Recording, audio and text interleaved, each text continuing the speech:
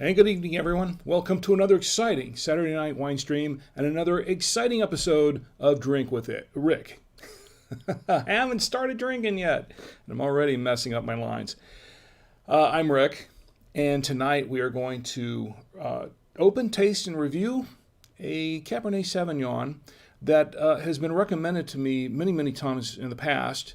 And I have never really tried it before. I sort of resisted buying a bottle, but then I thought, well, you know what? Why not? What the hey? Why not? So tonight we're going to open it up and drink it. I'm really excited about this show. This is a very special show. First of all, we have a lot of birthdays to celebrate, some anniversaries, and some national days, of course. But one thing that we're doing special tonight is we're going to premiere.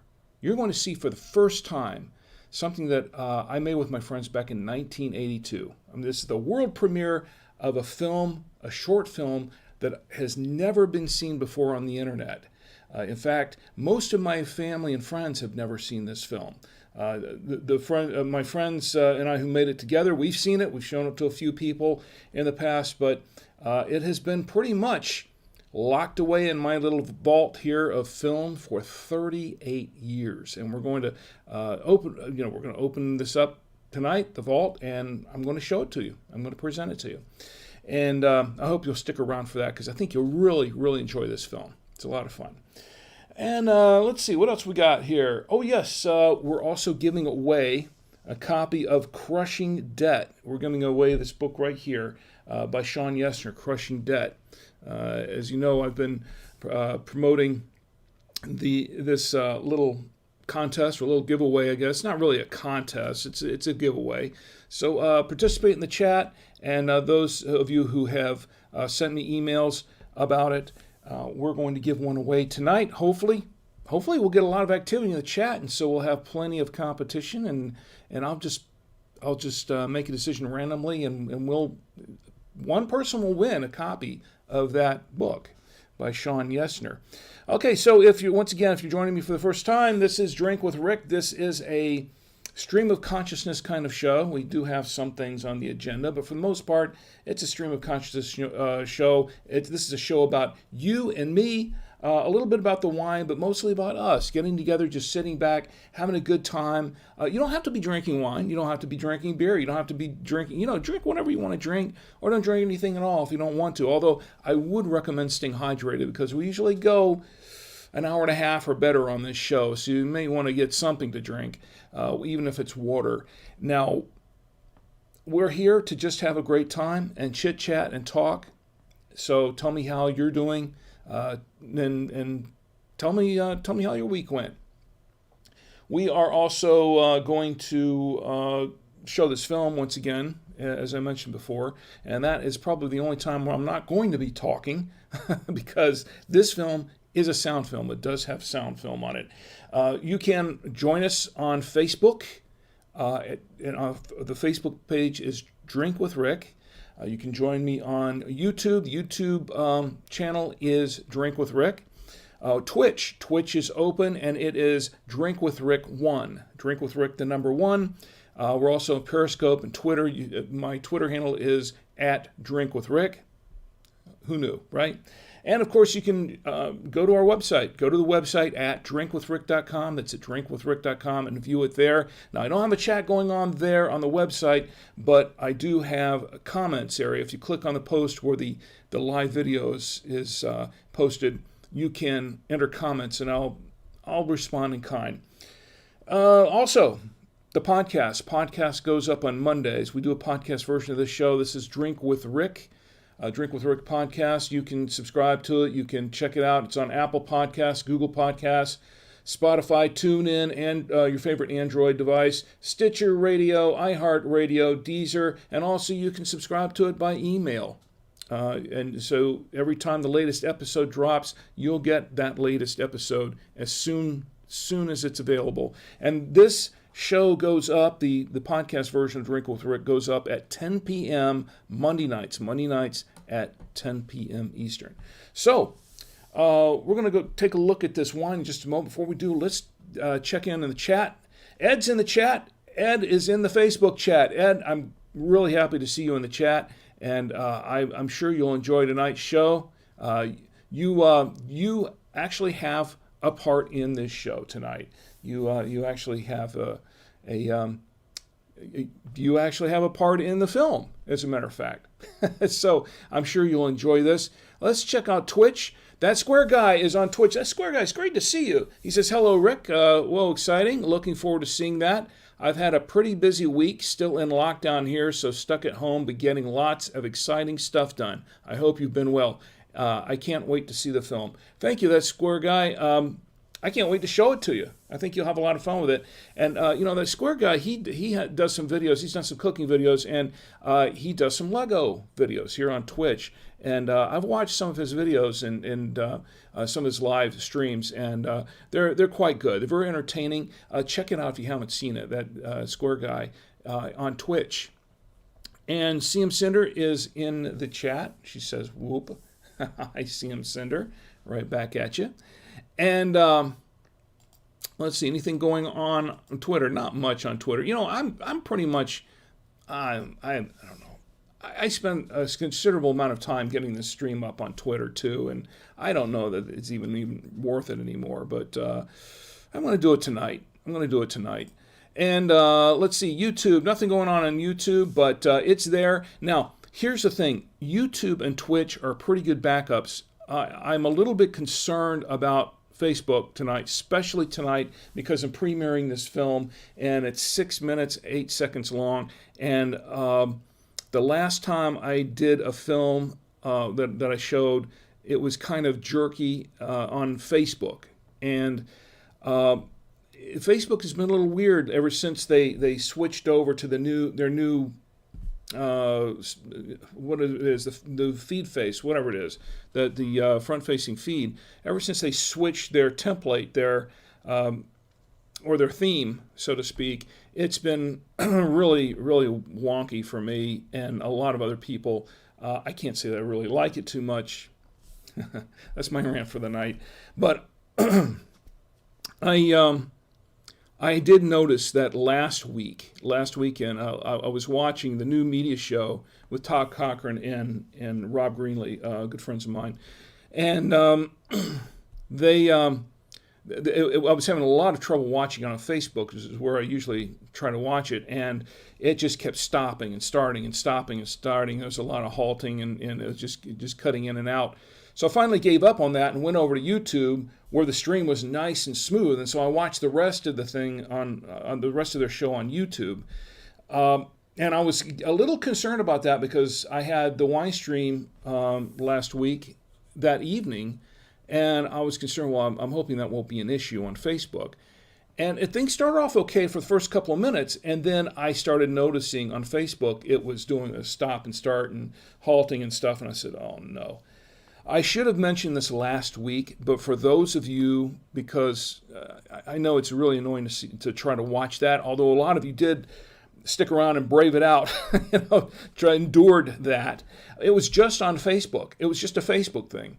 And it was fine everywhere else. But I would like to say ahead of time at the start of the show, in case Facebook starts getting really, really wonky here as far as the video and the audio is concerned, any issues with the streaming, just switch over to my YouTube channel or my Twitch channel. YouTube is Drink with Rick. Twitch is Drink with Rick 1, the number 1, and they should be okay there. There should not be an issue on either one of those channels. So that's just a heads up to let you know. There are options. Okay, if Facebook goes down, there are options. Okay, enough of that. Let's get into the wine. What we're drinking tonight is the one that I've had sitting on my desk, or I'm behind my desk here for a few weeks now. This is a Waccamaw. This is a 2018, they call it a proprietary red. This is a California wine. This is called Waccamaw. And this is a Cabernet Sauvignon, allegedly a Cabernet Sauvignon. I purchased it from Winestore in Blakeney, North Carolina, near where I live. And I do like going to the wine store there. I purchase most of my wines there. And they had suggested that to me, a long, long time ago. A lot of people, as a matter of fact, a lot of people who have gone in and out of the store who have met, a lot of customers I've met in the store had recommended it to me. So, you got to try the Waccamaw. It's really good. If you like cabs, you'll like the Waccamaw. And I had resisted it because there were so many other wines to drink, but I had resisted it. And then finally, I called them a couple of weeks ago and I said, I need a good wine to review on the stream this weekend. And they said, well, we do have the Waccamaw. It's on sale. And I did get an email from them because I'm subscribed to their email list, and they had the Waccamaw on sale. It's normally about $15, I think. And they had it on sale for about $9. And I thought, or maybe it was a little less than that. I don't remember now. But I said, maybe it's time for me to try it. So I called them up, and they said, yeah, we have them. They're still on sale. I said, go ahead and send me one. I'll order one. So that's what I did. It's been sitting here, and we're going to try it tonight. Anyway, so this is the back end of the back label of the wine. I'm going to read this for you a little bit. So there's not that much to read, actually, except the government warning. We've all read that. We know what that says. 2018 proprietary red wine, California, and invented and bottled by Estate of the Art, Sonoma, California. Alcohol 13.5% by volume in this bottle of Waccamaw proprietary red. There's not much on the back, actually. I wasn't kidding. So we're going to open this up, find out what it's like. I did find a little bit more of it on the internet. I did find out that people really kind of like this wine. They do. It gets like 4.5 stars out of 5 in some places. And the prices are, I would like to say that the most I've seen it on the internet is about $14.99 a bottle, $15 a bottle. And the cheapest I've seen is $5.99, I think, is what I saw it for. Now, Winestore, and they do have a Winestore, that they're selling it for $14.99, so the price went back up. They had it on sale. Actually, I want to say they had it on sale for $5.99. I think that's what I paid for this bottle, $5.99. But the price has gone back up since then. The sale's over. It's $14.99. But I highly recommend Winestore. Now, I'm not being paid to say that, okay? It's just a place I like to go. And the people know me there. It's kind of like Cheers, People know your name. They know my name there. So I like to order wine from them. They're very, very good, and they're very knowledgeable. And the ladies over at the Blakeney store in particular will, Molly and Trish, they'll take real good care of you. So, having said that, like I said, there isn't much to say about this wine, and of course the bottle is, well, it doesn't have a whole lot on it. Okay, it just says proprietary red on it, and I didn't even know it was a cab until I went to the Winestore site and saw a Cabernet Sauvignon. And then I looked it up, and yeah, there's a cab. It's a cab. How much cab is in it? I don't know, because I'm guessing this may or may not be a full 100% cab. I don't know. There are not a whole lot of cabs that are. We'll find out. Anyway, so I'm going on too long on that. Let's go ahead and open the wine. Oh, I almost forgot. We're going to pair it with some food too. And to pair it tonight, we're going to pair it with this. We've got some some red meat, hamburger. This should go with the hamburger. What is it? We have some smoked turkey. Not too sure about the smoked turkey, but the burger should be okay. The cheese, we have, what is it, soft mozzarella? Yeah, it's a very soft mozzarella. It might be okay. And we have some cheddar. No, I do not have the Trader Joe's creamy Gouda, double cream Gouda tonight. We're out of it, but we'll try to get some for next week. Anyway, so let's go ahead and open up this bottle of Waccamaw. There's something about the name Waccamaw, and I'll explain to you why it has some meaning to me, some personal meaning later on. I'll explain that later on. If I remember, somebody can remind me. So, let's open this up. Let's set up here. Oh, man, actually, this is kind of awkward. opening up here. I do kind of miss my mechanical corkscrew. Remember the mechanical corkscrew I had last year and it broke on me?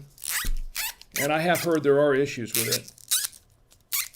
There's some ASMR for you. That's the sound of a cork coming out of a corkscrew. All right. And for those who are really annoyed by that sound, I apologize. Force of habit. Anyway, so I've got to pour it in. I've got my trusty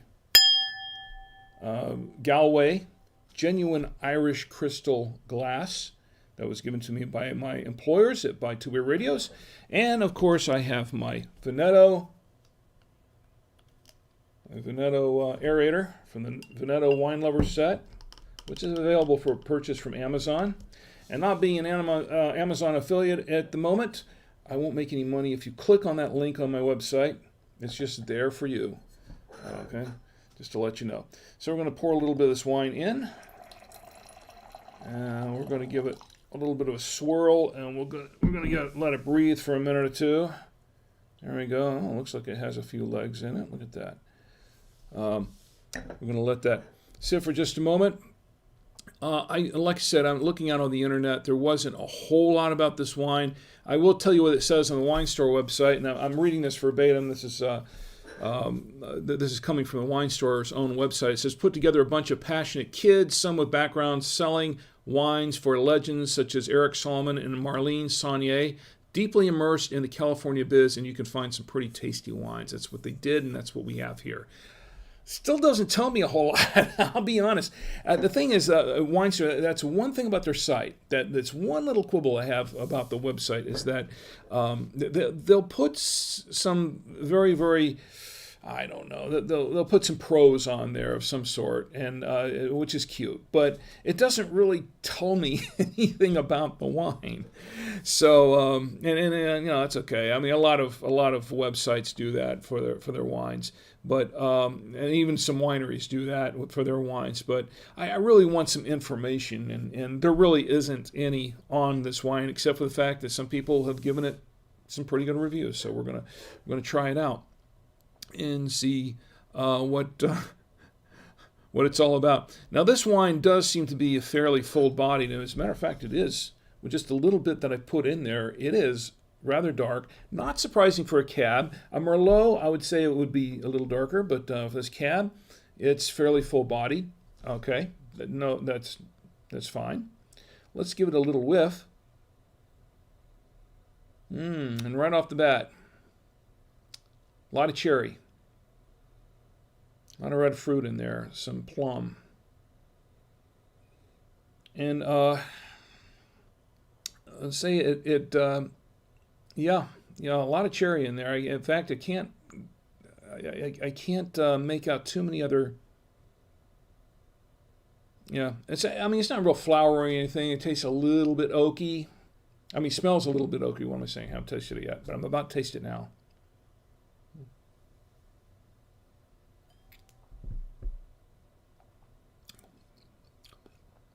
Okay. Yeah, lots of cherry. I'm tasting a lot of cherry in this wine and some plum. I thought I sniffed some plum in there, but yeah, I'm getting the plum.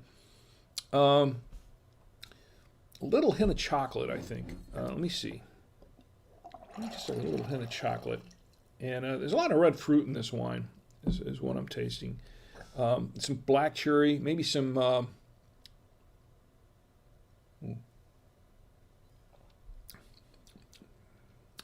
blackberry. Yeah, some blackberry. Yeah, that's why I'm getting a lot of blackberry in here. And maybe a little, you know what?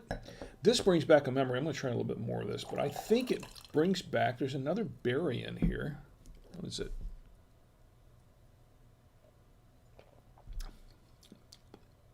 Almost tastes like a boysenberry.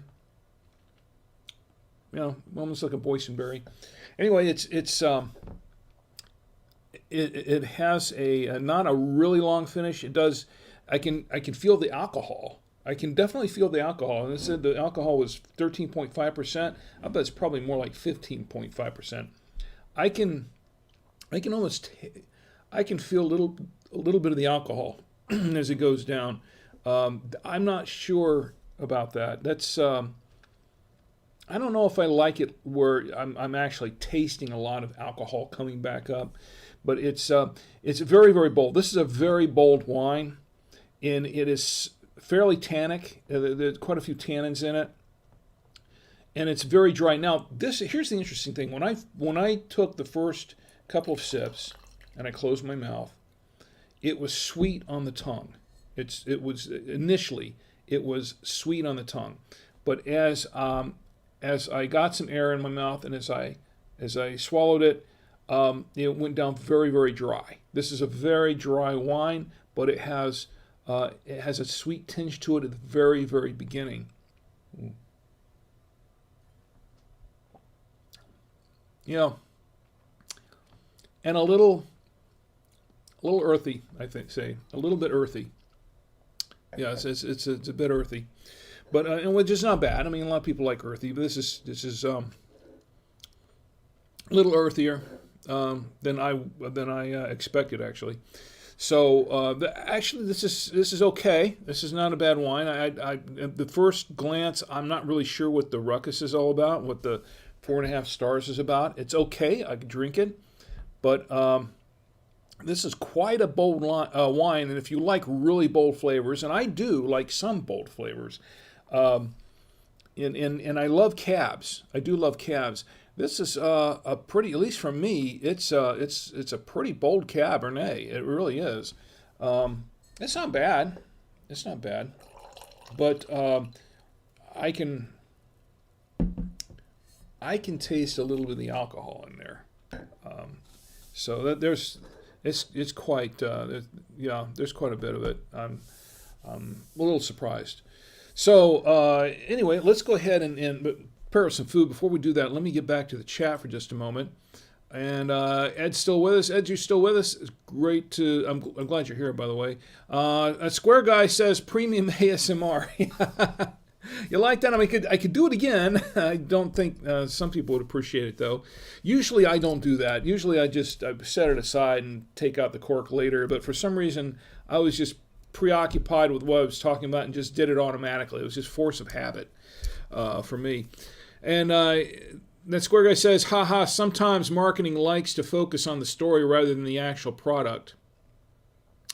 And yeah, that's true. That's true. It's quite true of a lot of wines, as a matter of fact. In fact, it's quite common with a lot of wines, actually particular wines from certain bottlers that will really. I mean, sometimes I think they go a little more overboard on the marketing aspect of it, not enough on real content on the label. That's just me, but you know, I'll be, come on, I'm not adverse to having all the cute stuff on there, like the little and I don't know how true they are, but some of them I know are probably pretty made up. You know, all the little cute backstories on the wine, and like, well, so and so from his vineyard, he used to pick these grapes early, and he used to get up early in the morning at 5 a.m. and go out in his bare feet and pick the grapes and stomp on it himself and all this kind of stuff. And now he's got his huge winery. I mean, it's cute backstories and stuff like that, but I can do without a lot of the backstories, and because what they're doing is they're really trying to romanticize the wine, put this mental image in your head of just, how exotic this wine is. You're really going to love this wine. And in reality, a lot of wines aren't really made that way. I mean, they put the grapes in these huge, they vats, and and then they pour them in. They're in this huge containers and for a long time, and then they're just put in the bottles and shipped out. It's not really that exotic. I've been to wineries before, and I've seen their operations, and to me, a lot of it's not that exotic, to be honest. And the exotic part is kicking back and drinking the wines. That's cool. Or the tour. The tour of the winery is kind of cool. But the actual winemaking process, you know, if you go in, all you see these giant steel tanks, and then you go in another room and you see some oak barrels and things like that. And you're just going on the tour. It doesn't look. I mean, it's cool being there, but you don't get all that exotic picture in your head of Italian women stomping grapes with their bare feet in a barrel, and then going into some sort of oak barrels in this long aging process, that kind of thing. They romanticize it too much. Let me say that. Okay, that's my second rant for the night, right? That Square Guy says you see it with craft beers too. Yes, don't you? Yes, you do. You do. It's beer making process for some people that love it. It can be a lot of fun. It can be very rewarding, but it can be a messy process. Ask the Three Stooges. You ever seen that? The Three Stooges did a short one time on making beer in their bathtub. That was funny. Anyway, so I digress. I really digress. Once again, this is a stream of consciousness kind of show. So let's go ahead and pair it with some food. We're going to pair it with this grilled burger that my lovely wife, Chi, grilled for me this evening. And she seasoned it nicely, too. She did a nice job seasoning this. So let's try it with this Waccamaw. With this cab.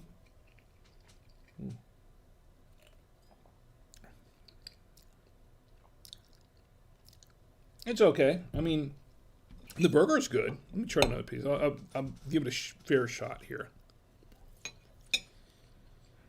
This wine's a little... It's getting oakier, and... There's a lot of alcohol in this wine. A lot more than I think they're letting on. Let's see.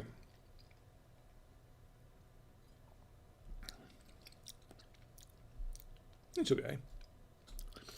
Very earthy, but and it's okay with the burger. It's not fantastic. I've had some better wines with the burger, but it's okay. I hesitate to try it with the. Let me clear my palate for a minute. I hesitate to try it with the smoked turkey. Now, turkey being a white meat goes better with maybe something like a Pinot or some of those, maybe Sauvignon Blanc or something like that. But it's a smoked turkey, I believe. It's smoked turkey, so it may go okay with this cab. The turkey's good. Turkey's pretty good. All right, let's try it with the wine.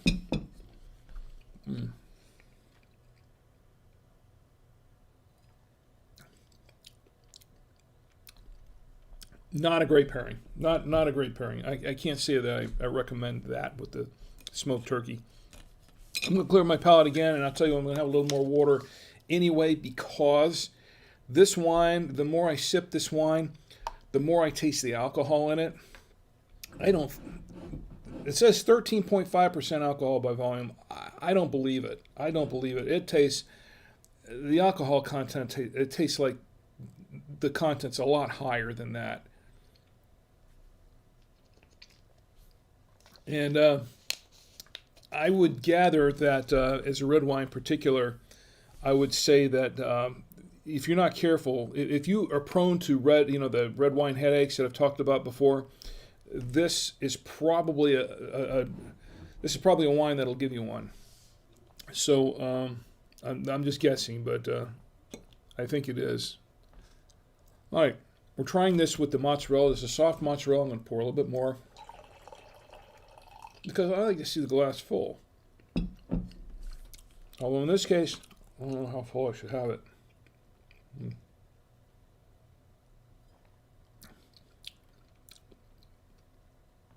Once again, it's okay with the mozzarella, not great. All right, our last chance here. We've got some cheddar cheese. Got a cheddar. I can't say I'm real crazy about this wine. Okay, cheddar cheese. And this is a nice cheddar, by the way. cheddar cheese with the wine.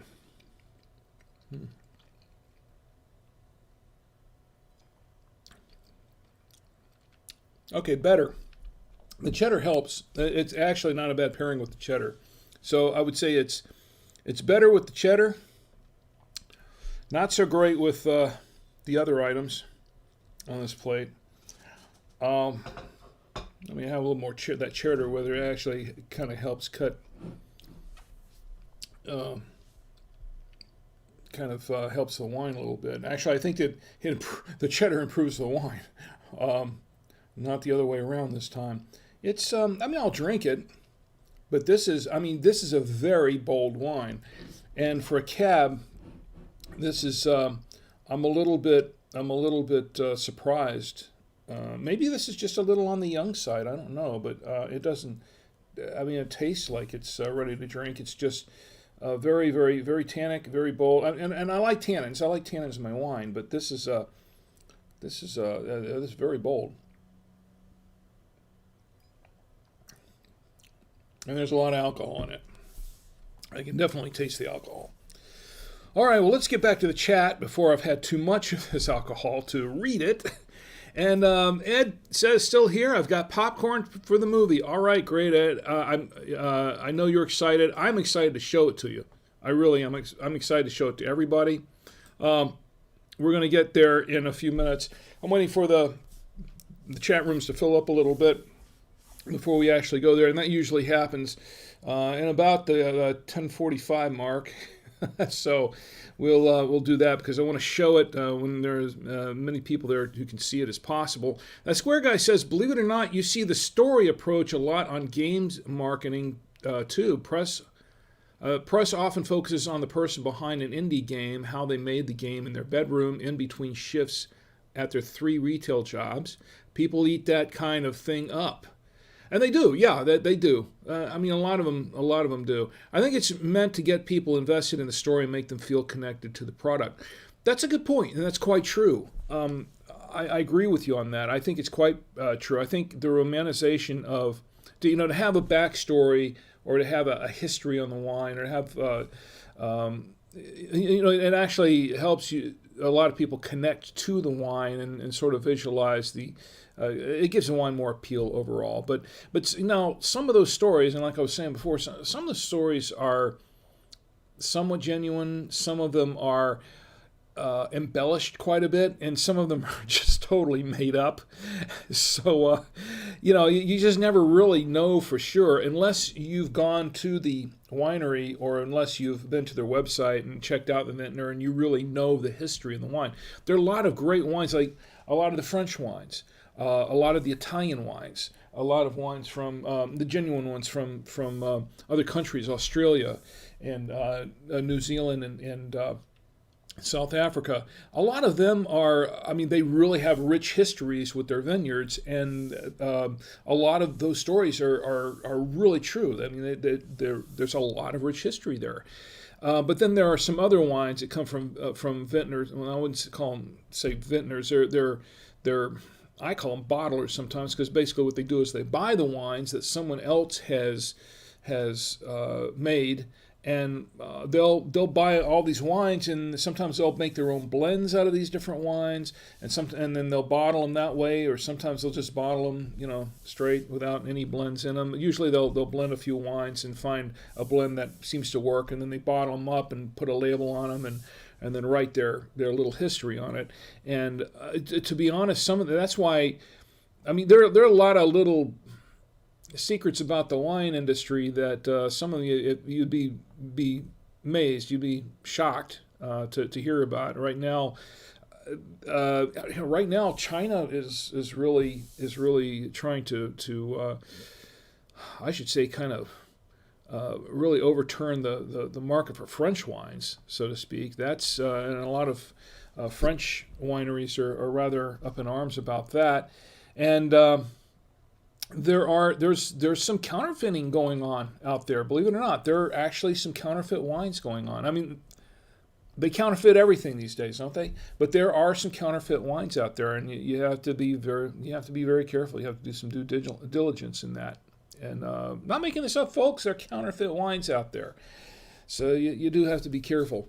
CM Sender says, oh yeah, as someone who's into game stuff, I've seen some of that. More focus on the individual developer that reaches success on the level of a company instead of here's our actual review of the game. And then my son's joined in on Twitch. He says, hi Dad, how's the stream? So far so good. How's it on your end? Okay, so we've reviewed the wine. I'll give you a final review at the end because, you know, as I tell everyone, as you well know, who've watched the wine stream for any particular time, that any particular length of time, that you really can't taste the wine until you get down into the bottle, right? That's what I say, and that's my story, and I'm sticking to it. Okay, so in the meantime, it's time to do some birthdays, and boy, do we have some birthdays and anniversaries. Boy, do we have some to talk about here tonight. I have several birthdays that I want to celebrate. First one goes to, you know what? I'm going to have to refill my bottle again, don't I? I have to refill my bottle. All right, refill my bottle. Refill my glass. I tell you, there's too much alcohol in this bottle. I'm not even a third of the way down the bottle. There's too much alcohol in it. Oh, Victor's in the chat. Victor, it's great to see you. Great to see you. I'm glad you're here. Victor says, what's up, Rick? It's Victor from Albuquerque. Sent out a red for you Friday. Oh, great. Boy, if I'd gotten it today, I would have definitely opened that up today. But thank you. That's great. I promise I will give it a fair review. And wow, things are hanging up on Facebook for me. Is everybody seeing this on Facebook right now, or is it hanging up on Facebook at the moment? That's, I hope not. This is really not the time for Facebook to freeze up. It really isn't. Can you guys on Facebook, is this thing locked up? Is it frozen up on you? If it is, you might want to switch over to YouTube. I don't believe this. Well, actually, I can because it's Facebook. I always have problems with Facebook. I don't know what it is. I'll tell you what I'm going to do. I'm going to, let's see. We're good everywhere else, right? We're good. Oh, yeah, we're good on Twitch. Is running just fine, humming along. And we're great on YouTube. YouTube's great. I've got audio. And here's Facebook. Crud. All right, folks, if you can't see me on Facebook, you probably can't hear me either. So let me break for just a moment and find out.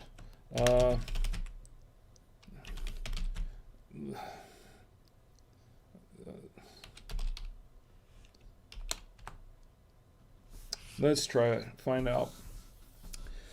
Thank you very much, Facebook. Yes, they're having problems playing the video on Facebook. I'm gonna refresh this, and well, let me see. It's always something, right, with Facebook. Oh goodness. All right, I'm back. Can you guys see me okay on Facebook? Well, I hate to break the show up on this, but okay. Yeah, it's okay? Okay, good. Oh, it hung up. It locked up for me. Maybe it's my browser. I don't know. Maybe it's my browser, but it just hung up for me on this end.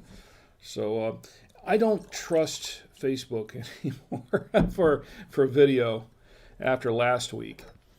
Anyway, so getting back to this, birthdays. We're going to do birthdays. The first one I want to celebrate is from my good friend, John Rice. John, your birthday is today. No, is it today? It's tomorrow, right? 8:30? That's tomorrow. Today is the 29th. And John and I go way back to our days at OnForce, and he used to listen to the Force Field when I did the Force Field podcast way back in the day, and that's actually where the Force Field podcast was born, and it was the good folks who in the forums and OnForce that really helped propel the success of the Force Field. Now the Force Field podcast, I started this back. It was kind of an idea, and I was back when I was doing IT service on OnForce, which is an IT service platform, and there were a lot of us in the forums, and there were very active forums, and at one point I was thinking, well, wouldn't it be cool if I did a podcast for IT service providers, because people would come to the forums and ask the same questions over and over again, and have the same issues and that sort of thing. And I thought, wouldn't it be great if I could do a podcast addressing all of these things? So that's what I did, and I started the podcast, and it was a hit right away. And a lot of the folks in the forum were avid supporters of the podcast and listened to it. They were avid listeners, very loyal listeners, and even the OnForce folks.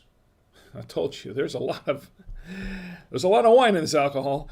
The OnForce folks were kind of cautiously on board about it because they weren't sure what I was going to do with it at the time. And I don't mean to go long on this story, but after OnForce shut their forums down, everything moved over to our force field site, my force field site where the podcast was, and I had forums there. But anyway, John is an old friend there from OnForce and an IT service provider.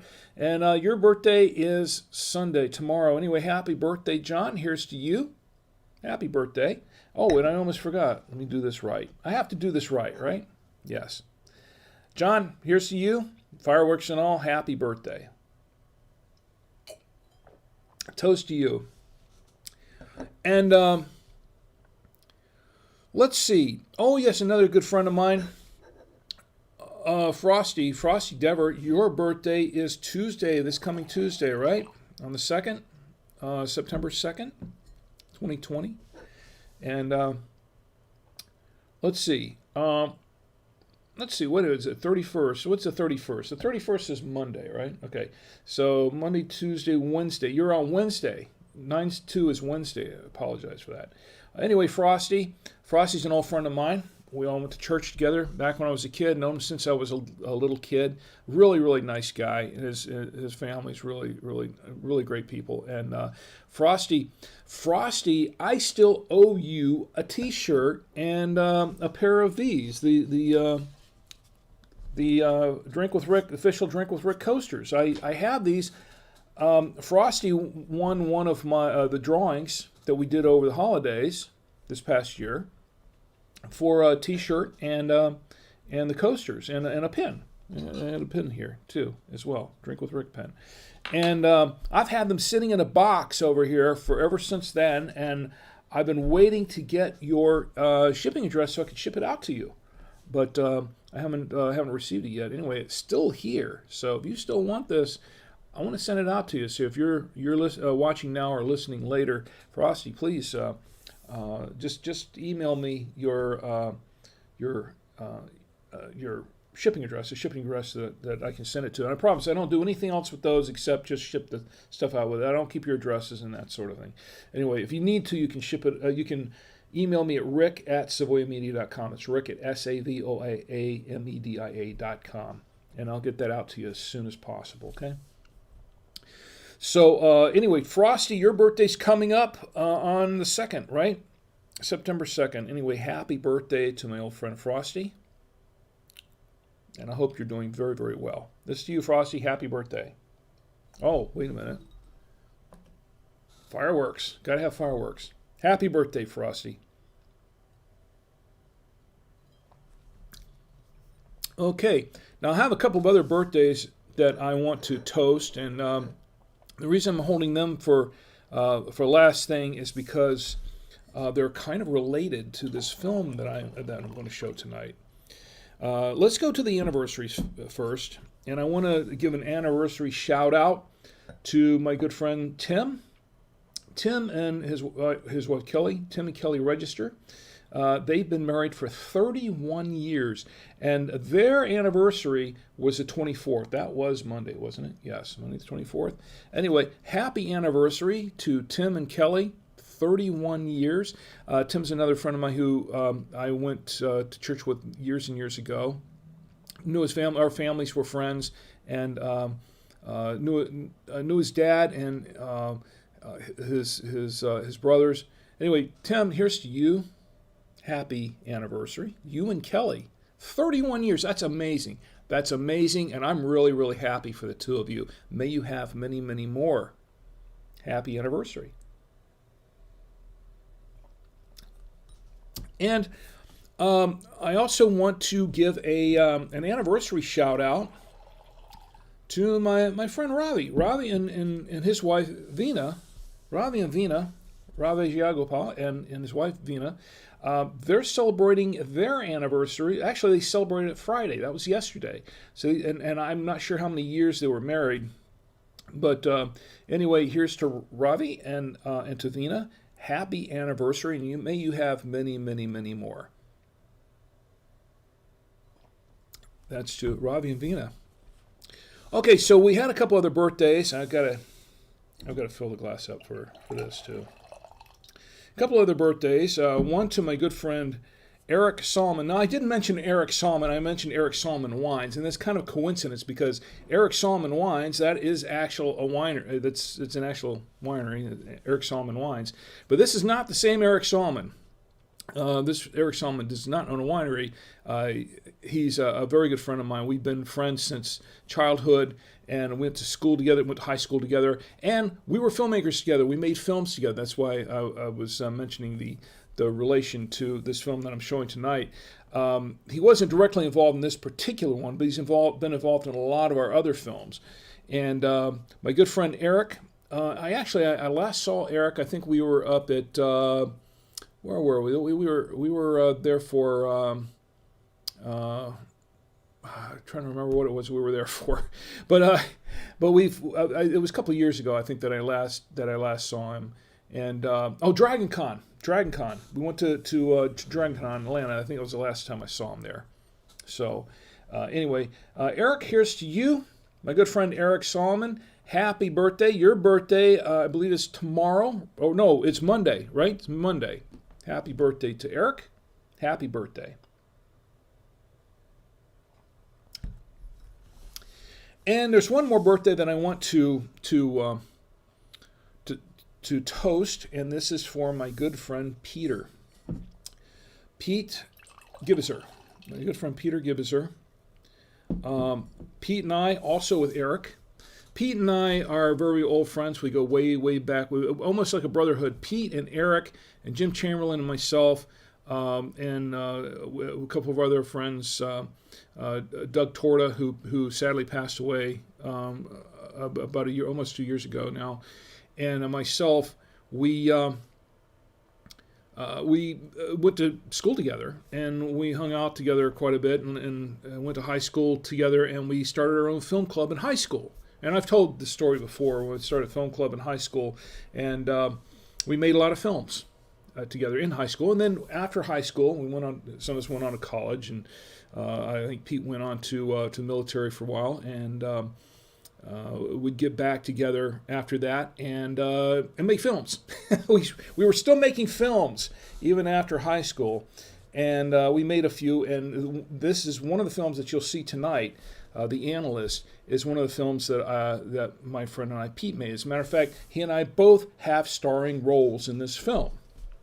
We are the two main characters in this film. And my good friend Pete, turns out his birthday was on the 25th. And that was, let's see. I'm losing track of what day it is anymore. What was the 25th? That was Tuesday. Yeah. 25th was Tuesday. I'm telling you, there's a lot of wine in this alcohol, folks.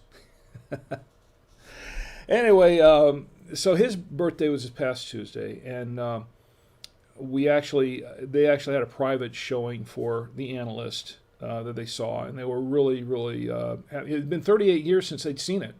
Something along those lines. We've shown around to a few friends, but it's been a long time since it's been pulled out of the vault, and they were all really excited to see it again. Anyway, to my friend Pete, happy birthday. And Pete and Eric and Jim, more like brothers to me, and Doug also, more like a brotherhood to me. And I miss them. You know, they're in various other places in the country, but we do try to get together whenever we can. And in the meantime, Pete, here's to you. Happy birthday, my good friend. And I'm going to toast you again because it's my show and I can, and because I need to get through some of this wine. Happy birthday. That's from my good friend Peter Gibbiser. Okay, I think we got the birthdays and the anniversaries down. Let's see what else is going on in the chat. Everything okay? So you guys can still see it, right? I don't know. Maybe it was just me. Maybe it was just my browser that it just messed up on. That wasn't the case last week. Last week, there were issues. There were some real issues. So every time I see things kind of hiccup over on Facebook, I get very nervous about that. So anyway, let's see. Son of Maine 100 says... he's in the chat. Good to see you. Son of Maine 100 is, he says, Hollister, a man of good taste. Well, thank you. Appreciate it. You recognize the, yeah. And as a matter of fact, they don't make these anymore, apparently. So I'm trying to hold on to this one. And he said, he says, quit drinking, start reading. Sorry about that. So it's your birthday too? All right, well, happy birthday to Son of Maine 100. Happy birthday. I won't ask how old you are, but it's your birthday. Happy birthday.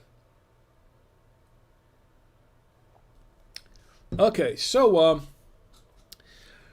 let's see, where were we? Oh, yes. We're going to do some national days now. Oh, by the way, if you're wondering what we're drinking, this is what we're drinking. This is the Waccamaw. This is a 2018 proprietary red. It's a Cabernet Sauvignon. How much Cabernet Sauvignon is in this, I'm not sure. I can tell you that from what I've been tasting, it really doesn't taste like 100% Cab. It tastes like a couple other, it's probably a blend with a couple other wines. I'm not sure I'm crazy about it, though. It's okay, but I'm trying to go easy on it because... I have a feeling this one's going to give me a headache in the morning because this one is, it says 13.5% alcohol. I think it's more like 16%. I can taste the alcohol in this. And it's, yeah, I'll have to say that I've had, almost all the wines I've had from Winestore have been a winner. I can't say this is my type of wine. It gets a lot of great ratings. A lot of people like it. It's just, I can't say that's really the cab for me. I don't know. Well, like I said, to be fair, we'll keep drinking down halfway down the bottle, and maybe it'll taste better by then. Or maybe I'll have a splitting headache and a hangover in the morning. We'll see. Anyway, anything else going on in the chat? Let's see. Pete is in the chat. Good to see you, Pete. Okay, a PA. Different Pete from the one that we were toasting, but still another Pete. And I'm glad you're here. I'm glad that you're here. I hope you're doing okay. I hope Aunt Connie and Denise are fine. And anyway, so we've got the anniversaries, we've got the birthdays, and national days. There are not that many national days to go through this week. I was checking, and I get these from nationaldaycalendar.com. That's nationaldaycalendar.com. Marlo, my friend Marlo Anderson, is the CEO of National Day Calendar. Does a fabulous job of keeping up with the national days. So we're going to go through these. Not too many. August 29th, the only one I see here on the list is National Chop Suey Day. National Chop Suey Day. Anybody like chop suey? I'm not crazy about chop suey. I mean, I'm not real crazy about it, but if you like chop suey, hey, go ahead and drink the National Chop Suey Day. Tomorrow, August 30th, it really is August 30th in about an hour. Tomorrow is National Toasted Marshmallow Day. Now I'll drink to that. National Toasted Marshmallow Day. You ever used to get around? I mean, who didn't get around the campfire at some point when they were younger and open up a coat hanger and stick a marshmallow on the end of a coat hanger and roast it in the fire, right? Or in the fireplace, wherever you were. But and then over toast your marshmallows so it was all black and crusty and really, really gooey and good memories, right? Fond memories. I had a lot of those. Anyway, toast, and here's the National Toasted Marshmallow Day. That was always fun. That was always fun. Tomorrow's also National Beach Day. Go to the beach. Sure, it's fun to go to the beach, and when the weather's good, to go to the beach. And I've spent quite a bit of time on the beach. You know, my grandparents lived on the beach. They had their own beach house, and at one point they have there are these little bungalows, a set of four for 8 little compartments. These little bungalows that they had on their property, and that's what they did was they rented out these bungalows, these little beach houses, by the day, by the week, or by the month, or however long anybody wanted to stay. Usually for like the snowbirds that came down in the winter, and they would rent them out. And of course, they were right on the beach, and people could just live in these little bungalows, just little small, like hotel room, apartment kind of things, and they just hang out at the beach for the weekend or however long, and they were really cool. That was one thing that I really enjoyed.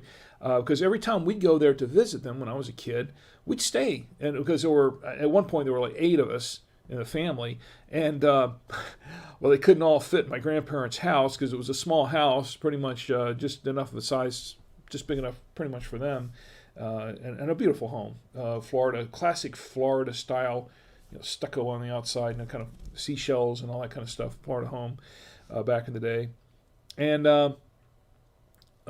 We would stay in either one or two of the little apartment, I say they were like little duplexes is what they were. They were like little. I got a picture somewhere. I'll have to show it to you sometime. But it's these little duplexes. Now they originally had 4 of them, and then I think they knocked a couple down, and they just had 2 later on. And after my grandparents passed away and the house was sold, I think the rest of them were knocked down. It was very sad. Because I thought those were pretty cool. I thought they were really cool.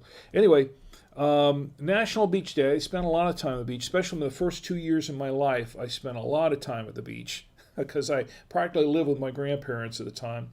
When my dad was still going to, he was finishing up college to get his pharmacy degree, and my mom was working full time. So my grandparents looked after me quite a bit. Anyway. And I do miss them. I love my grandparents. Miss them very much. My grandparents, Albert Jones, and anyway, here's to National Beach Day. And there's one more day that I'm going to toast, and I say this for last.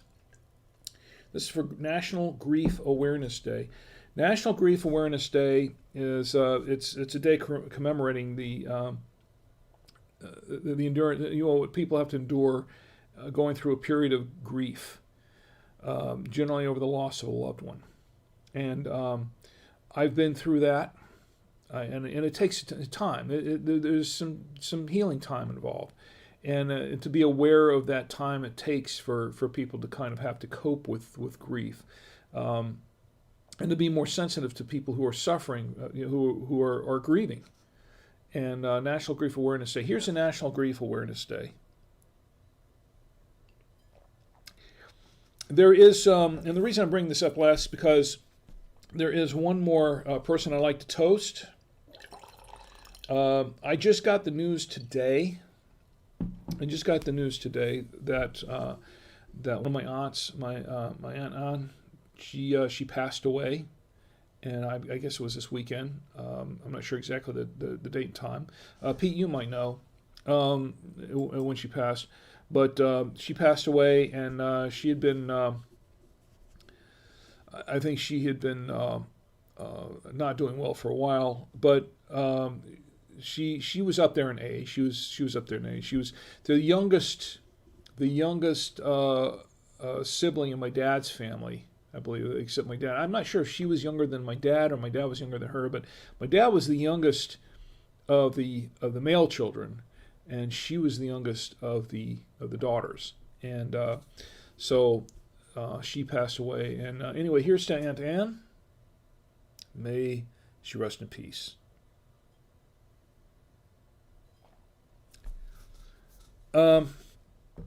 Anyway, let's see. I think we've got it for all the national days and everything else. I think it's time to move on. Tonight, we've got a special event going on, and this is it's very special to me, as a matter of fact. Back and as I mentioned earlier, when I was a kid, when I was about 11 years old or so, I started making films. I was very interested in becoming a filmmaker, and I commandeered my dad's regular 8mm movie camera back in the day. This was back in the 60s, and then he never saw it again, basically. Because I took it, and from then on, I was the family filmmaker, and I would just make these small films. Well, later on, as I got older, I got into doing Super 8 films with my friends, and dabbled a little bit at 16mm as well. I was a 16. That's how I started my working at Channel 35. Was because I became because of my experience with editing film on film directly. I got a job there as a film editor, and edited a lot of the TV shows and the movies and things like that we showed at the time. I'd edit some stuff for Time and put in commercials, and edit some things for sometimes for the movies. Edit some stuff for content, but. I had a lot of fun with that. It was the good times, and I miss film. And now, of course, we're in the video age. When video came along, it kind of pushed film out of the way for the most part, at least on the amateur side, and that. But for the home movies and things like that, and people doing films for hobbies and things like that, it got pushed away for video. Of course, everybody does video now on YouTube, and it's not really a big deal anymore because everybody's doing YouTube videos, and you can do them on your phone now. You can just shoot video on your phone, put them up on TikTok or wherever it is that you want to post your videos. But back in the day, that was making for some kids making a film, young guys at our age, when we got around to making this one I'm going to show you tonight, it was still kind of a big deal. Only people who were really, really serious into filmmaking kind of did that sort of thing, or aspiring filmmakers, and people who were very, very, film enthusiasts. And we even had a local film club for a while in Orlando, the Cinematography Club of Orlando. So my friends and I, when we got into high school, we were making films together, and that's kind of what bonded us together initially, although our interests transcended that quite a bit. But initially, we kind of bonded together for making films. And when we started our film club in high school, we made quite a few of them. And I'm going to be showing a couple of them later on that we've done. We've done a lot of things. We've dabbled in some live action, some stop motion, some animation.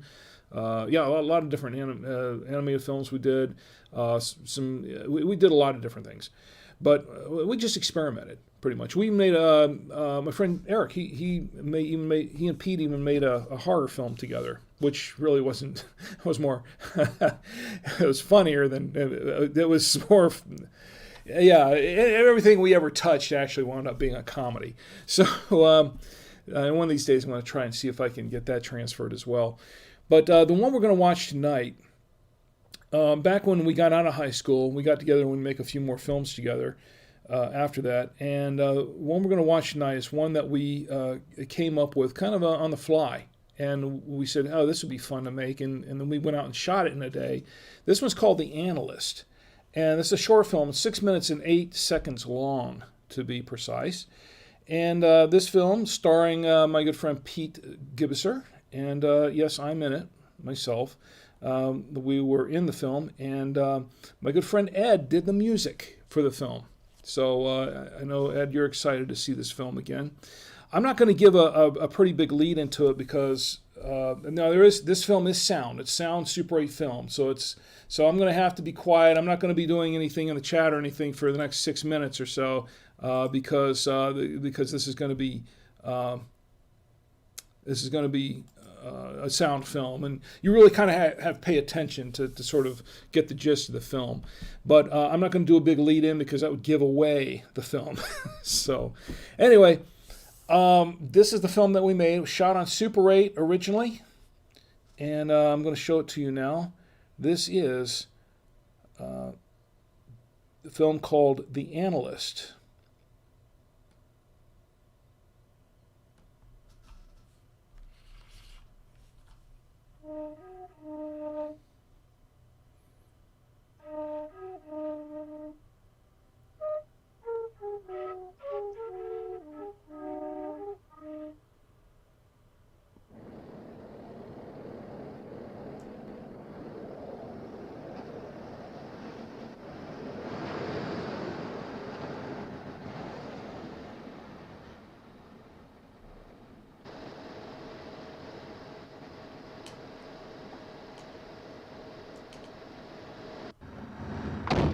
You're 2 minutes late. What, have you got a stopwatch or something? Oh, but you're usually on time, and if you knew you were going to be late, you could have called and said you were Well, going to be late. come on, give me a break. I was in the shower. You called while I was in the shower. Besides, you're just lucky I'm going your way. All right, I'm sorry. I apologize.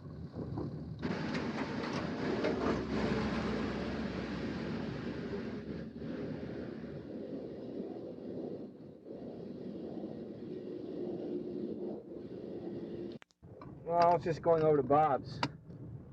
Well, I'm on my way over to my analyst, so it's really no problem to drop you off. Analyst? What are you seeing an analyst for?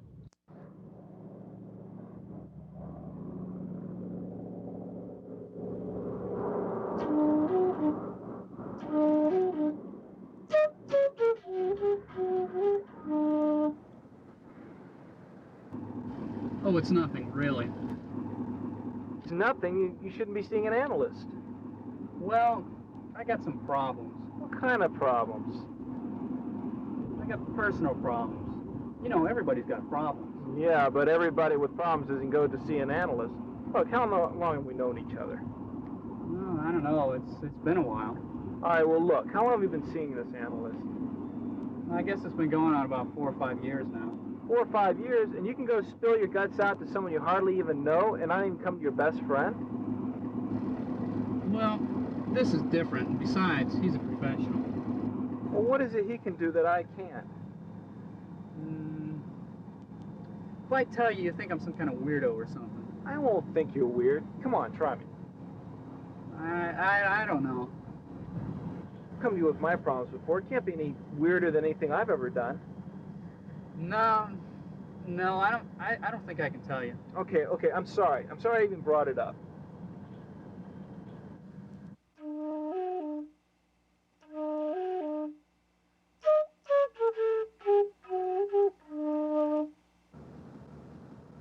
I see things. Huh? I see things. You see things. Yeah. Chairs and people and things. Yeah, so? But they're not really there. Oh. You see things that aren't there.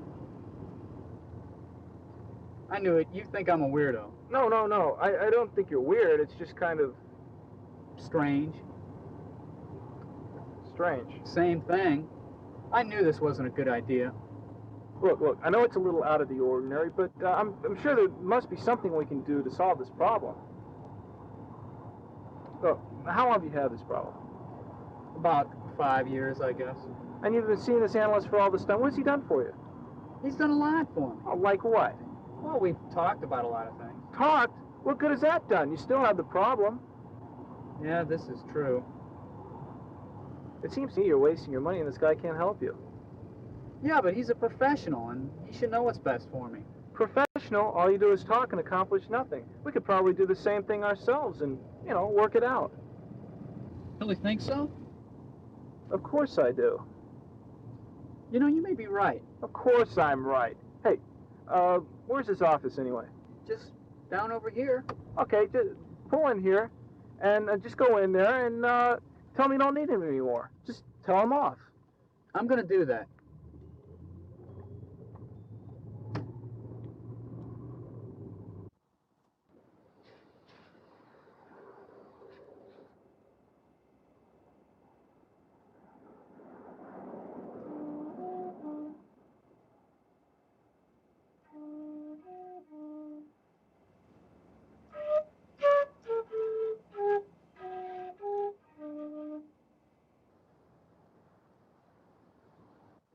You know, I'm really glad we had this talk. I think I'm going to make more progress this way. Hey, what are friends for?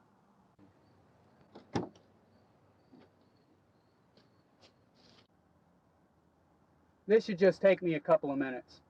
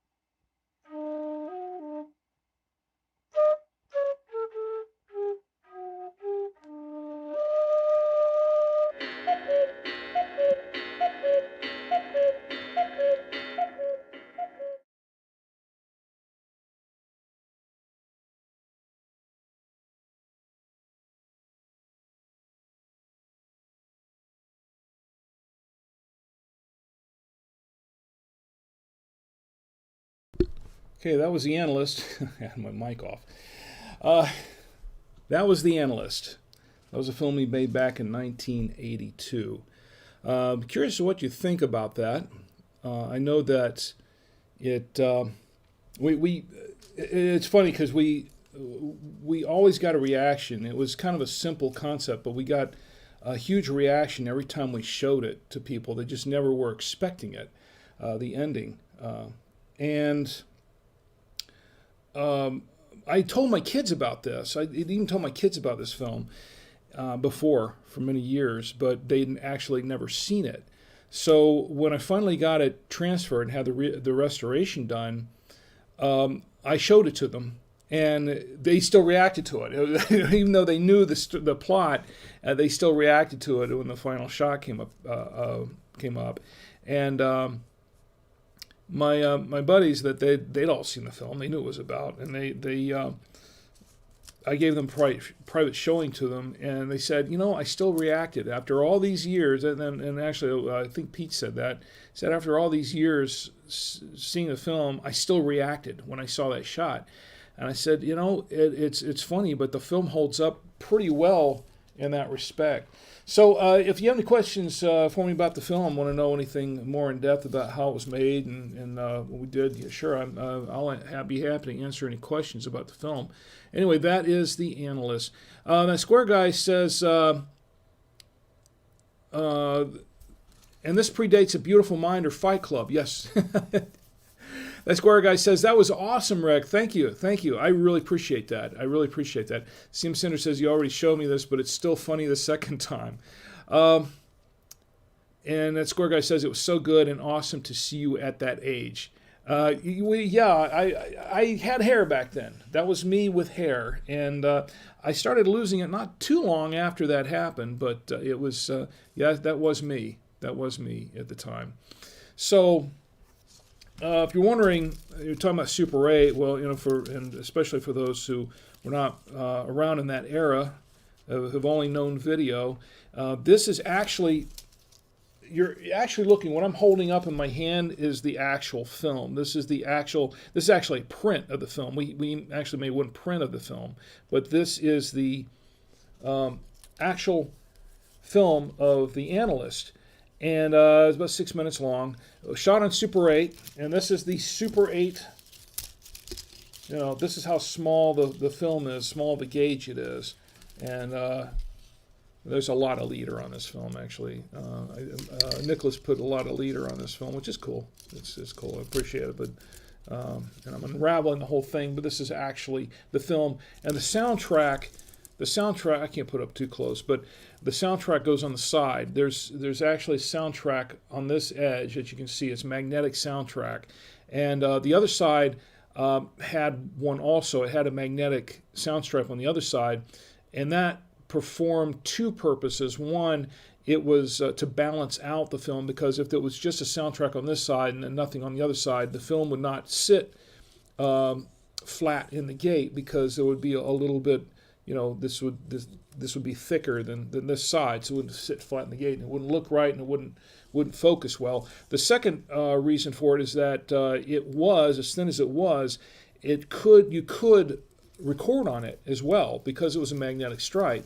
So in that case, they did come out with stereo 2-channel film projectors and stereo film projectors for that sort of thing. I don't think they ever had any stereo film cameras for it, but they had stereo film projectors. So if you wanted to, you could add a music track or something on the smaller second track or an effects track, or make it a stereo track and that sort of thing. There was a lot of pretty cool technology for the time. This film ran at 18 frames per second. That was the speed of this film. A lot of films back there then ran around the 18 frames per second mark, and 24 frames per second is what has mostly always been standard for the sound film industry when you get up to theatrical films. That they generally run at 24 frames per second.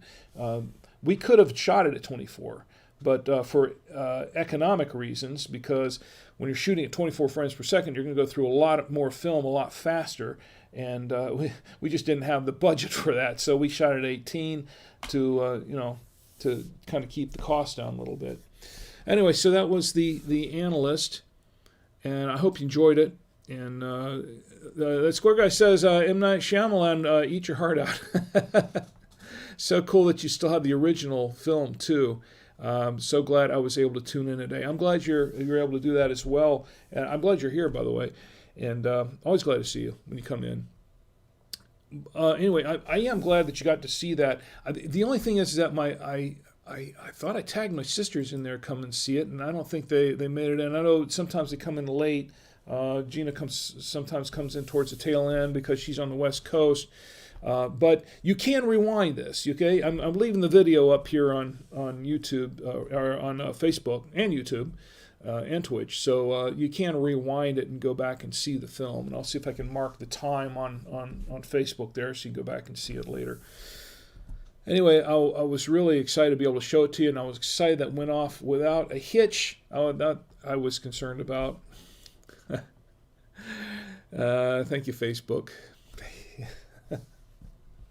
Anyway, so I think that kind of does it. Well, there is one more thing. Tonight. We are giving away tonight, as I mentioned before, we're giving away a copy of Crushing Debt by Sean Yesner. Sean's a good friend of mine. He wrote a book called Crushing Debt. He is an attorney. He's his attorney that specializes in things like debt consolidation and getting rid of debt, and bankruptcy law and foreclosure law and things like that. So he specializes in all that, and he wrote a very good book that I have read, and I really, really liked the book. I thought it had a lot of really good information in it. And even if you're not in debt per se, this is a great book if you're, especially if you're just starting out. If you're young and you're just starting out in life, these have some real good common sense tips and strategies on money that can really keep you from getting into debt in the first place. We're talking preventive maintenance or preventive measures to keep yourself from getting into debt to start with. But you're in debt, this is a great book to help you get out of it. Anyway, we're giving away a copy tonight. Someone in the chat, someone in the in any of the chats and Twitch and Twitter, Facebook, or YouTube. Let me check Twitter for just a moment. Okay, nothing going on Twitter. So before we do that, before we give it away, there is one more thing that I want to mention: the importance of getting a weather radio. As you know, I work for By Two-Way Radios. By2wayradios.com. I'm the product manager for the company. I'm really big on weather radios in particular. And of course, last week, we had a couple of hurricanes come through, and one in particular, Hurricane Laura, that came through, and there was quite a bit of devastation. And when something like that happens, it often takes out a lot of communication systems. Cell phones go down. because towers get torn down and antennas get ripped off of towers and electricity goes out and that sort of thing. And you're usually stuck without, oftentimes you're stuck without a cell phone or anything else. And the only thing that you got left for emergency communications is something like a two-way radio. And in the FEMA.gov and ready.gov, ready.gov, they have the website there. They have a checklist of things to get for your emergency kit to be prepared for things like that. And the third item is a radio, a weather radio, and I think the fifth or sixth item is a two-way radio, so that if you're stranded somewhere and you don't have any communications, that's your last line of communication. And people do monitor those channels, especially during an emergency. So they're ham radios, and as a matter of fact, hams, whenever there's a disaster like this, that's the only form of communication available is the hams and the network of amateur radio operators that relay messages back and forth, emergency messages, and can help first responders and other rescue people get to where they need to go to rescue people. So it's important to have a radio. And you can get an FRS radio, which is license free. You can get a lot of different kinds of radios. But the weather radios, everybody should have one, just because of the NOAA weather network that's out across the U.S. And Canada has a weather network as well. And whenever an emergency comes through, you can hear the emergency warnings. You can get those warnings. We have a weather radio downstairs that goes off from time to time whenever there's a severe weather event. And it's not just weather events, but they also transmit other emergency-related events as well, including Amber Alerts, Silver Alerts. Those are for the elderly that get lost and they have to find them. Earthquakes, pandemics, like the one that we've been experiencing for the last 5 or 6 months. A lot of different types of emergency alerts. If there's a nuclear warning or an emergency, that gets transferred out that way or transmitted out as well. So it's important to have a weather radio. I have a couple of radios on my desk. I have one, and this one right here it has built-in NOAA weather channels as well. Anyway, if you really should get a weather radio, please go, if you can, go to buytwowayradios.com and order a weather radio there. Buytwowayradios.com. And you can purchase a weather radio or any kind of weather radio. And when you go there, use the promo code WINESHOW. That's WINESHOW. WINESHOW. WINESHOW. One word. And put that in the shopping cart, and you will get 5% off your order, off your entire order. Take 5% off your order right there. And once again, I don't make any extra money doing this. Okay, this is not really an ad per se. Not an ad that I make money at it. I'm not making any extra money. It's just that my boss said, yeah, you can give them a promo code and give your listeners and your viewers a promo code so they can get a discount on the radios. I'm doing this more as a public service because and I firmly believe this, everybody should have an emergency kit and everybody should have an emergency weather radio. I'm telling you, from personal experience, please get a weather radio. And look, if you don't buy it from Buy Two Way Radios, that's okay too. Just get one. Just get one, wherever you can. Just have one. Anyway, so that's all I got on that. So let's go ahead and the Crushing Debt book. I want to give this away. I want to give this away to one lucky winner. Let me drum roll, please, and we're going to give out this weather radio. Let's see. You know what? I really enjoyed the interaction here with Sweggy's in the chat. Sweggy, good to see you, Sweggy. And let's see, who else did I miss in the chat there on looks good. Why? But that square guy, you win. I'm going to send you a copy of this book of Crushing Debt. That's for that square guy. Just send me a shipping address where I can ship it to, and I'll get you the book. So that square guy wins a copy of Crushing Debt by Sean Yesner. I'm sure you'll like this book. It's a great book. It really is, and it's an easy read. It's not like, trust me, it's not one of those boring. It's not one of those boring, highly,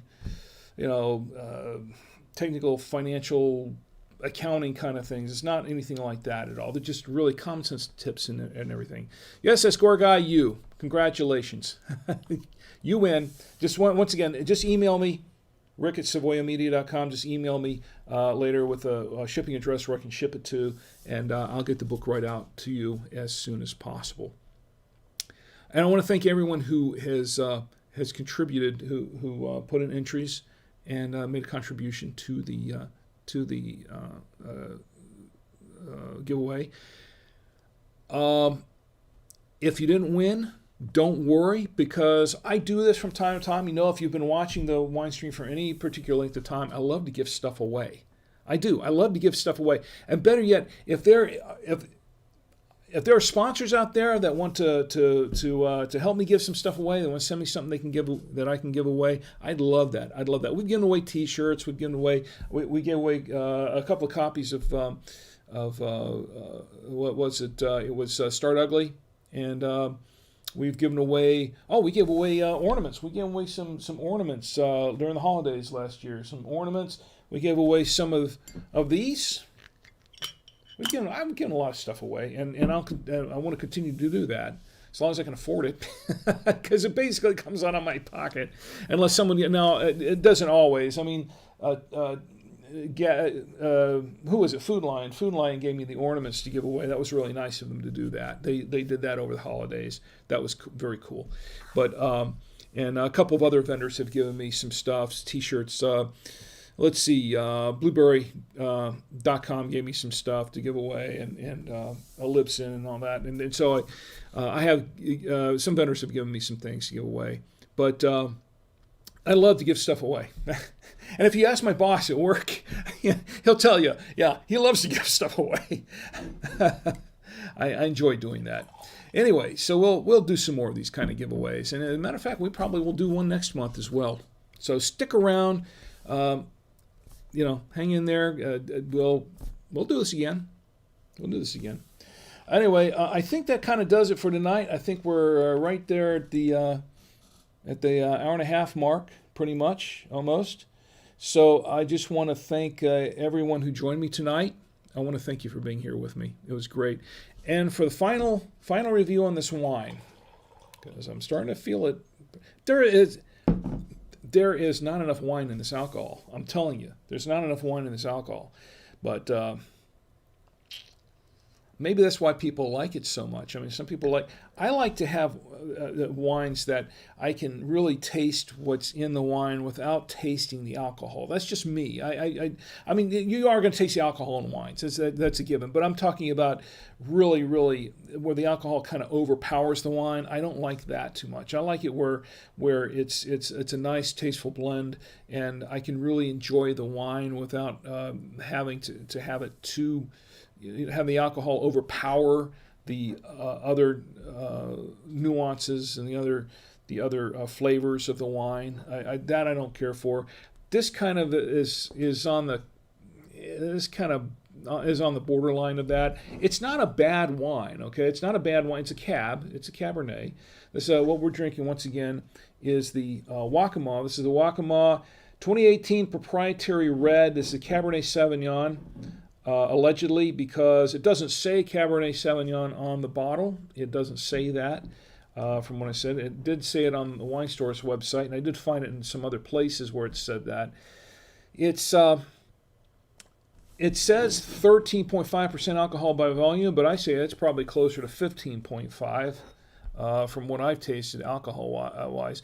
It's a very full-bodied wine. This is a very full-bodied wine. If you don't like heavy wines, this is probably not the wine for you. But if you like heavy wines that are really, really bold tasting, and some people do, this might be the perfect wine for you. It might be. Me, I like it kind of medium. I like some bold wines, and I like some okay. And cabs can be kind of bold. But I do love cabs. I really do love them. It's just that this is a little bit too bold for my taste and for tonight. I guess for tonight. I mean, I might be in the mood to drink this in another time, maybe with a heavy steak or something like that. It might be okay with that, but not really tonight with the light fare that I've had tonight. Not really my choice. It has a lot of tannins in it. I like tannins. No problem there. It's very dry, and I love dry wines. It's just that when I first put this in my mouth, it tasted sweet when I closed my mouth, and then as I swallowed, then that's when it was dry. Cherry, lots of cherry. I love cherry. That's great. With all the things that I like that are in this wine, it's kind of weird for me to say that it's not my favorite because I love cherry. But I think it's got to be a blend of something because cherry. It's very heavy on cherry, but I was tasting a little boysenberry in it, some plum, some blackberry, fairly strong on the blackberry, and it was a little bit oaky, but rather earthy. The thing is, though, I think the alcohol content is kind of in the sulfite. I think there's probably a very high sulfite content in this wine. And I don't know, but my gut tells me that. And anyway, it's okay. It's okay. It's not my favorite. There are some cabs I'd rather have. And in fact, we had a couple. Let's see, what was it? Jacob's Creek. I thought the Jacob's Creek, especially for the price, was very good. I rather enjoyed that Cabernet. That was actually a very good wine. I liked that. Waccamaw. It's okay, especially for the price point. I think it was on sale for $5.99, but the regular price is $15. I'm not going to buy this wine again for $15. Okay, if it goes on sale again, I'll think about it, but not for $15. Not for $15. Anyway, it's okay. I mean, I'll drink it. I'm drinking now. It's just, for me, it's okay. In fact, as a matter of fact, as I've gotten down in the bottle, it's actually not too bad. It sounds like I'm really slamming this wine. I'm not. I'm not slamming it. It's just that I could see why some people would really like this wine, but for me, it's probably not my first choice. It's all right. It's okay. I'm not going to pour it down the sink. Okay, I'll drink it. I just won't finish drinking it tonight. So, anyway, that's my final review on the Waccamaw wine. I want to thank everybody for being with me here tonight. I want to thank, first of all, in Facebook, I want to thank my good friend Ed. Ed, you did a fabulous job on the music, by the way. And by the way, if you were wondering, that I threw up those final credits for Ed. The original film, his name was not in the credits on the original film because the film was actually finished before we had a music for it, and he was really, really kind enough to come up and do the music for us at the very end after the film was completely finished, when everything was finished editing. We'd already had shot the credits by then, and it was always my intention to add a credit for him for the film because I love to give people credit for what they do. I think everybody should get credit for the work that they do, and Ed did a fabulous job on it. And we've gotten a lot of compliments over the years for that music, by the way, Ed. Thank you very much. And it fit perfectly. Well, so I added some credits of my own here. So and also for Nicholas Coyle, who did a fabulous job on the film restoration. I want to thank him as well. For a 38-year-old film, it's held up pretty well, particularly after the restoration job he did. Really, really nice. Anyway, Ed, thanks for being here tonight, and Victor, thank you for joining me as well. And yes, I'm going to check out the wine. I'm going to check on that. If it gets here before next week, we'll go ahead and open it next week. You don't have to tell me what you sent. It'll be a surprise, but we'll open it up. I'm really excited to try it out, and I want to say thank you very, very much for sending me a bottle. And like I said, anyone else who wants to send a bottle of wine, it can be. You don't have to be a a winery or a vendor, you can be anybody wants to send a bottle of wine for me to do a fair review. I promise I'll do a fair and honest review on it, and we'll see how it tastes and how it pairs up with foods. Always enjoy doing that. Thank you, Victor. I appreciate that. And by the way, let me toast you. Here's to Victor.